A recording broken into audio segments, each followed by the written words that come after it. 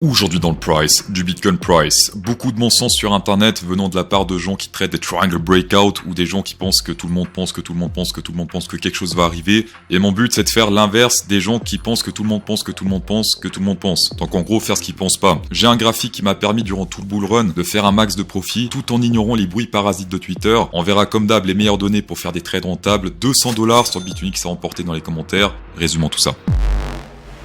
On va commencer par du long terme, ça fait pas mal de temps qu'on a plus eu ce graphique et tout se passe comme prévu, j'ai envie de dire. On a pété ce truc à la baisse, retest et ensuite hop, niveau suivant. On l'a frôlé de 1 mm on va dire sur le graphique pour l'instant. On a le support jaune et le niveau de volume qui corrèle plus ou moins parce que c'est vrai que là pour l'instant il n'y a pas grand chose jusqu'à environ 72 400, 73 000, tout dépend de comment on voit tout ça. Ces supports résistances m'ont été extrêmement utiles durant tout ce bull market. C'est tiré manuellement donc c'est pas un indicateur. On cherche simplement les ranges et on duplique. Et on peut voir que si on duplique ce range là, et bien souvent ça corrèle avec les ranges qui sont plus élevés comme par exemple celui-ci. Donc tous les ranges durant ce bull market étaient descendants en diagonale. D'accord, là c'est descendant en diagonale là également et là également, même si c'est pas vraiment un range. Il y a une chose étrange qui n'est jamais arrivée durant ce bull market. Oui, on a déjà fait des dumps de 33% et pour l'instant on est sur un dump de même pas 30%. Donc le dump qu'on fait actuellement est moins grand que le dump qu'on a fait ici. Sauf que ici on n'a pas pété en fait un support à la baisse. Si on regarde bien, on a fait des mini clôtures, mais toujours un jour, 2 jours plus tard, hop, on se fait réinjecter à la hausse. Ce qui n'a pas été le cas ici, puisque quand on a testé cette résistance, qu'est-ce qui s'est passé? Après un jour de breakout à la hausse, qu'est-ce qui se passe? Hop, on se fait réinjecter à la baisse. Pour l'instant, je répète, durant ce bull market, c'est jamais arrivé qu'on pète un support à la baisse pour tester le support suivant, comme on le fait ici. Ici, c'est pas arrivé. Ici non plus. Ici, on a respecté le support. Et ici, on a fait un petit fake out un peu bizarre. Là, c'était les deux pièges du bull market, celui-ci et celui-là. Mais sinon, ça a extrêmement bien fonctionné, donc je suis très satisfait de ces ranges parallèles. Comme d'hab, il y a deux équipes, ceux qui tradent les rebonds et ceux qui tradent les breakouts. Moi, je fais partie des breakout traders, mais pas des triangles, seulement les breakouts sur ces ranges parallèles. Un breakout serait si on pète ce niveau ici à la baisse, 75 528 $ plus ou moins. Et le rebond, bah, ça s'est déjà produit ici, puisqu'on est en train de se faire rejeter à la hausse. Mais je répète, je trade uniquement les breakouts. Mais après, comme vous voulez. Ici, en 2024, les traders de rebond furent très rentables. 2025, pour l'instant, c'est plus pour les breakouts. Un petit peu rebond quand même, restant de bonne foi. Pour rappel, c'est grâce à ça que j'ai longué ici autour des 55 000 $. Ici, j'avais pris un trade rebond, en effet, parce que c'était un trade qui était censé être court terme, qui s'est transformé en trade long terme par la suite. Et le short à 105 000 $, je l'ai pris parce qu'on a testé cette zone résistance extrême bull market avec d'autres combinaisons qui m'ont permis de shorter à 105 000 $. Je vous laisse mettre la vidéo en pause pour ceux qui souhaitent copier ça ou faire un screen comme vous voulez. C'est extrêmement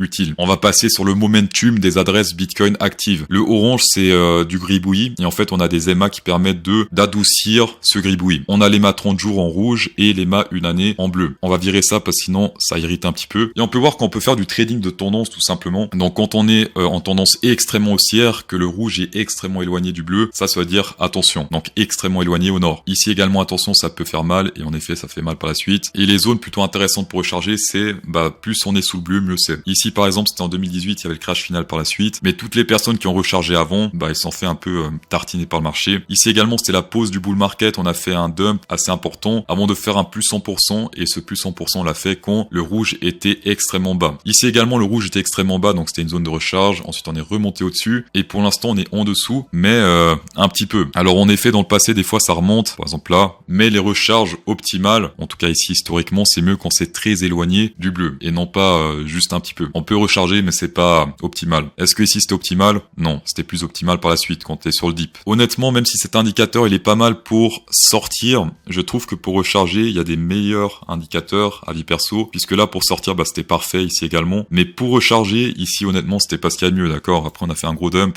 ah merde j'ai cassé le graphique, ici c'était assez éloigné et on a quand même fait un 30% par la suite dans cette zone, donc c'est des zones un petit peu opti pour recharger on va dire, mais pour sortir je trouve que c'est pas mal. Bien sûr si vous aimez ce genre de partage, puisque je paye un abo sur Glassnode pour vous partager ça, un pouce bleu incrémenterait fortement le plaisir, et pour les personnes qui sont là pour la première fois évidemment, contrairement à Glassnode, s'abonner à CryptoSauce c'est gratuit, donc tapez dedans. On va passer sur mon indicateur favori du moment, c'est l'Open Interest sous forme de heatmap. L'Open Interest de base c'est mon indicateur favori, mais sous forme de heatmap je trouve que c'est encore mieux. Ça indique où est-ce qu'on a eu le plus d'ouverture de position, une fois plus à ne pas confondre avec tout ce qui est liquidation, ça n'a rien à voir, et dans le futur après ça fait office de support et de résistance. Et ce qui est très bien avec cet indicateur, c'est qu'il fait également effet de fermeture de position, c'est-à-dire que là il y a pas mal d'ouverture, ici pas mal de fermeture, donc c'est pas un truc qui se prolonge à l'infini. Et là pendant pas mal de temps j'étais très bearish avec ce graphique simplement parce qu'on a pété tous les supports possibles, aucune résistance a été pétée à la hausse, à part ici 2-3 fois, avant d'ouvrir encore beaucoup plus de positions qui font office ensuite de résistance. Depuis quelques jours, on a 2 niveaux qui font office de support. Alors certes, c'est pas aussi gros que ce qu'on a là, mais c'est optimiste sur du court moyen terme, puisque là pour l'instant, il n'y a plus grand chose au nord jusqu'à environ prochaine résistance 86 900 $, ce qui nous permet de faire un pump plutôt intéressant encore d'ici là. Pour les personnes qui souhaitent trader ça, le stop loss, ça se passe sous les niveaux d'open interest, donc soit celui-ci pour ceux qui veulent prendre plus de risques, pour ceux qui veulent prendre moins de risques, ça se passe autour des 79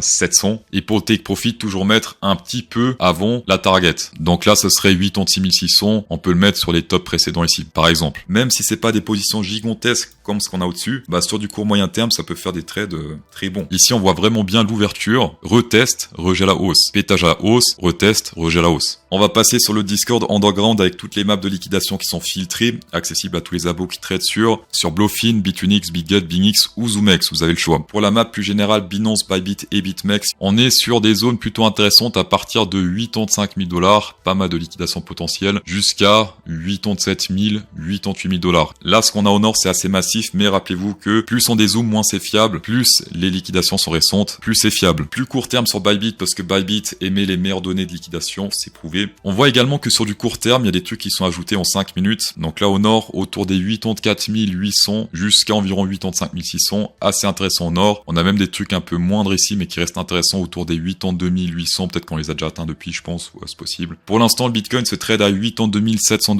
donc il y a encore de la marge pour aller dans toutes ces zones-là. On a également un petit pic ici au sud, on le voit ici, qui est plutôt grand d'ailleurs, mais comparé au nord, eh bien c'est pas grand-chose. Pour les personnes qui n'ont pas encore de compte Bluefin, il y a un event pour vous qui peut être très intéressant. Ça marche uniquement pour les personnes qui n'ont pas encore de compte. On a un event de dépôt par exemple où déposer 500 $ pour recevoir 25 $ de bonus. Ça paraît pourri, mais on peut faire du levier avec. Du levier sans risque puisque les bonus c'est de l'argent indirectement gratuit. J'aime pas dire gratuit, du coup je dis indirectement gratuit. 25 levier 20, ça fait 500 $, donc vous avez un trade de 500 $ gratuit si vous faites levier 20 par exemple. S'il y a des baleines parmi vous, et par là j'entends pas les darons de certains influenceurs, il y a également 500 $ à recevoir pour 10 000, mais attention, 10 000 c'est pas vraiment une whale. Mais bon, soyons tolérants, d'accord, 10 000, 15 000 et 20 000. La fin de l'événement, c'est le 27 mars et les bonus seront distribués au plus tard 2 jours après la fin de l'événement. Le lien pour charbonner l'événement est ici en description. Le gagnant de la vidéo précédente se print à l'écran, bravo à toi, t'as gagné 200 $ sur Bitfinex et la question à laquelle il faut répondre dans les commentaires pour remporter 200 $, est-ce que vous pensez que ce niveau d'open interest autour des 81 200 $ sera retesté d'ici lundi? La balle est dans votre camp. Tapez dedans. Un peu d'altcoin parce que bon,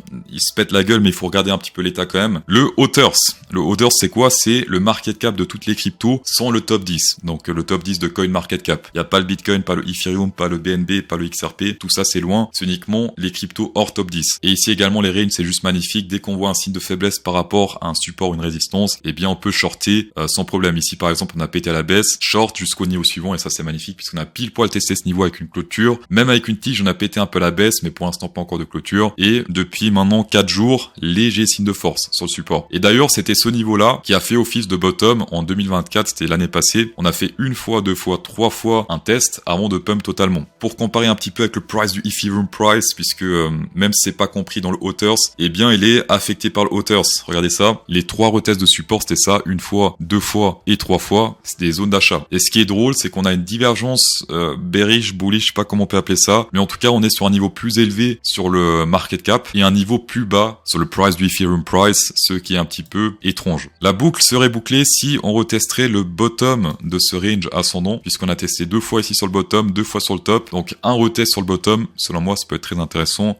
pour potentiellement trouver un bottom solide. Ce qui pour l'instant n'est pas encore le cas, mais après qui sait, on a bien réussi à trouver un bottom solide sur le centre de ce range et ça a très bien fonctionné par la suite, en tout cas sur le Ethereum price. Et également sur d'autres altcoins. Là, j'ai pris le Ethereum, mais c'est pour généraliser sur les altcoins. Le Ethereum face au Bitcoin, pareil, cette fois-ci, c'est les VIP qui en ont profité. Vous avez partagé en public ce trade-là, donc ce short-là. Ça, je l'ai partagé au VIP, mais pour ceux qui ont un petit peu de mémoire, vous avez également pris ce trade. Vous avez tracé ces traits-là et vous avez pris le trade, le short qui est en cours. Attention, la prochaine target peut faire mal puisque on est encore même pas à la moitié du trajet, j'ai l'impression. Ça serait encore un moins 13%, presque 14%, tout dépend de quand on teste. Donc ça également, attention les traders. D'accord? Pour ceux qui veulent recharger du Ethereum maintenant, ce graphique, je dis bien ce graphique, dit non. D'accord? On n'a pas encore encore atteint la target bearish de ces ranges parallèles. Pour ceux qui souhaitent faire du trading plus standard, on est pour l'instant sur ce support-là. Pourquoi pas, d'accord? Après également ces supports-là, on en met toutes les 2 mm là également, il y en a 2. Mais pour l'instant, enfin tant que ces ranges fonctionnent, moi je les trade. Il y a pas à chercher. Après avis perso, ça c'est juste mon avis personnel. Ce niveau-là, ce double bottom Rikiki, qui est quand même grand, passé du semaine dit, me fait de l'œil. Mais après ça c'est une fois plus avis crypto sauce. Pour les personnes qui traitent sur Bitunix avec le lien en description, demain vous passez VIP plus 2, donc demain et dimanche, ça c'est magnifique. Attention, le switch est fait aujourd'hui à minuit. Donc si vous créez le compte demain, ça marchera pas puisque le switch a déjà été fait. Ça marchera pour la semaine prochaine, mais ce week-end ça marche pas. Pour les personnes qui veulent profiter du VIP plus 2 demain, faites le compte en description aujourd'hui avant minuit. Très important. Et pour ceux qui l'ont déjà fait dans le passé, vous profiterez automatiquement 20% minimum. Tout dépend de votre rang VIP. Dans tous les cas, merci d'avoir checké cette vidéo, ça fait extrêmement plaisir. J'espère que la plus-value a incrémenté le plaisir en vous. Si c'est le cas, moi aussi. Pour ceux qui n'ont pas encore inséré de pouce bleu, c'est le moment ou jamais. Et